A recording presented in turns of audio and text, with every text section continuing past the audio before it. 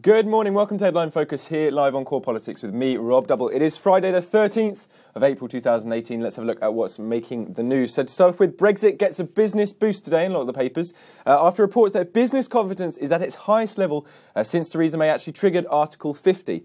And this is from a survey of 700 executives, company executives by the Institute of Directors. So a pretty serious survey by a pretty serious institution as well. Brexit uncertainty is now out of business chiefs' top three concerns, the first time actually since the divorce talks began with the EU. So good news there for the UK, good news for the government in the sense of they're winning over the businesses and business confidence in terms of getting a Brexit deal which isn't going to have too much of an impact. And then there's a second story as well, which has splashed over a lot of the nationals as well, or in the inside pages, and that's Goldman Sachs CEO, Lloyd Blackfein. He's said to Politico that the economic impact of Britain's decision to leave the EU was not as bad as he had feared.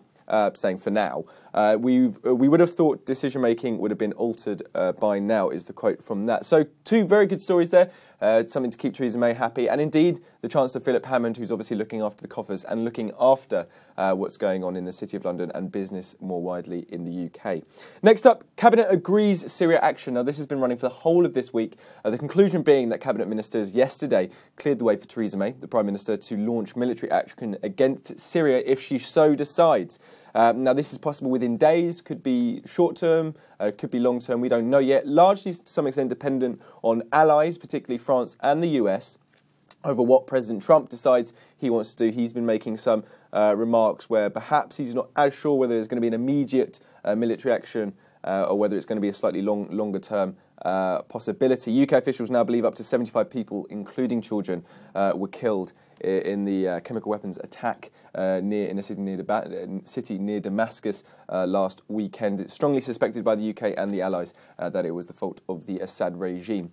Now, an emergency 2.5-hour meeting of the Cabinet was where this was all agreed yesterday, followed by a briefing from the National Security Advisor, Mark Sedwill. PM won unanimous backing to take action to alleviate humanitarian distress and to deter further use of chemical weapons by the Assad regime.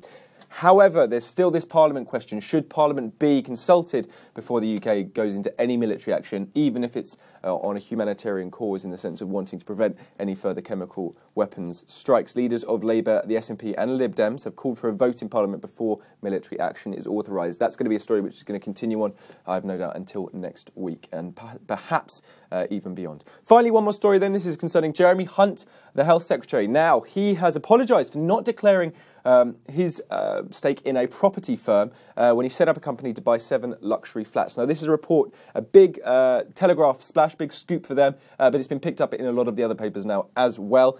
What he basically did, the reports say, is that he initially failed to declare his 50% interest in the property firm Mare Pond Properties Limited to Companies House. He did so after about 6 months, and he failed to disclose his interests in the property firm on the Parliamentary Register of Members' Interests within the 28-day limit when he was supposed to. Now, the reports and a lot of the papers are covering it in the sense of this could be in conflict and indeed might be a breach, or at least a reported breach, of strict anti-money laundering laws brought in by the government.